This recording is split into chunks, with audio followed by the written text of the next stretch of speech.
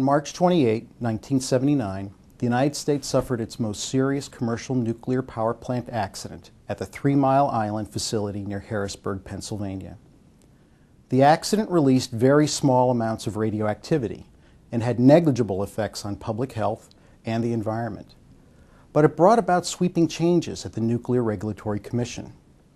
The NRC upgraded its regulations related to everything from operator training, plant design and operations, and emergency response planning. The lessons of 3 Mile Island still resonate today.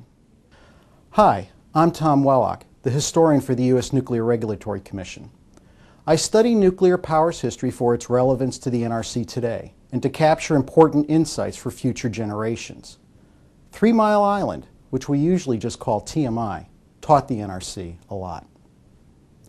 The accident started around 4 o'clock in the morning when pump failures and improperly closed valves prevented the steam generators from removing heat produced by the chain reaction in the nuclear reactor. Removing this heat is essential to prevent reactor damage, and cooling water is pumped through the reactor and the steam generators to do so. When the cooling water stopped flowing to the steam generators, the reactor automatically shut down, just as it was designed to do in such a situation. Unfortunately, relief valves that help lower pressure in the reactor didn't close properly. Pressure continued to drop, and cooling water escaped from the reactor. Instruments that should have helped the reactor operators understand the situation provided confusing information, including false indications that the relief valves were closed. As a result, the operators did not understand why pressure was falling, and some of their subsequent actions made matters worse when they mistakenly turned off the reactor coolant pumps. The fuel began to overheat. Eventually, the nuclear fuel in the reactor overheated so much, the zirconium cladding, long metal tubes that hold the nuclear fuel pellets, disintegrated and reacted with the steam to create hydrogen gas. The fuel pellets inside tumbled out and began to melt at over 5,000 degrees Fahrenheit. It was later determined that about half the uranium pellets melted during the early stages of the accident. The NRC dispatched a team of experts as soon as news of the accident reached authorities. Other agencies, such as the Department of Energy and the Environmental Protection Agency, also mobilized response teams. By midday, TMI's owner and the Department of Energy sampled radioactivity in the atmosphere above the plant. By evening, the operators had restored cooling to the core, and the reactor appeared stable. But within a short time, new worries emerged about the hydrogen created when the zirconium cladding reacted with the steam.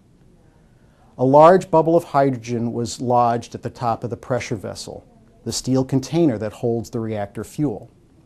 Experts worried that the hydrogen bubble might explode, rupturing the pressure vessel and the containment building, allowing radiation to escape. The state's governor advised pregnant women and young children within a 5-mile radius of the plant to leave the area. The crisis ended when experts determined on Sunday, April 1st, that the bubble could not burn or explode because of the absence of oxygen in the pressure vessel. Today, the TMI Unit 2 reactor is permanently shut down. The reactor coolant system is drained, the radioactive water has been decontaminated and evaporated. The radioactive waste, reactor fuel, and debris from the core have been shipped off-site. In the months after the accident, thousands of environmental samples of air, water, vegetation, soil, and food were collected. Thorough assessments by respected organizations concluded the actual release of radiation was small and had negligible effects on the physical health of individuals and the environment. Nevertheless, the NRC made extensive regulatory changes. New requirements aimed at reducing human errors affected plant design, human performance standards, and fitness for duty programs. The NRC also expanded incident response staffing, emergency planning, and its resident inspector program. The vigilance of the NRC today can be directly tied to the events of 33 years ago. That's what makes history so important. It's not just about events of the past, but also how it affects the present and the future. Thanks for watching.